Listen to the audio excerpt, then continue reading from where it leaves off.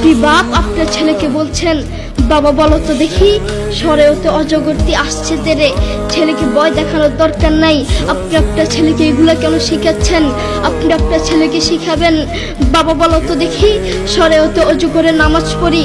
একদিকে ইসলাম শিখবে, আরেকদিকে বাক্য শিখবে। আপনি আপনার ছেলেকে কিছু কবিতা শিখাচ্ছেন, বাবা বলো তো দেখি ওই দেখা যায় তাল গাছ, ওই আমাদের গা, ওইখানেতে বাস করে কানা বগিচা। ও বগিচি খাস কি, পান্তা ভাত চাষ কি, পান্তা আমি পাই না, পুঁটি মাছ পান্তা আমি খাই না, পুঁটি মাছ পাই না।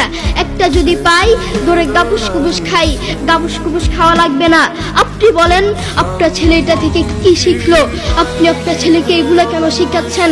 আপনি আপনার ছেলেকে বলবেন, বাবা বলো তো দেখি ওই দেখা যায় কবর, ওই আমাদের ঘর, ওইখানেতে থাকতে হবে অনেকটা বছর।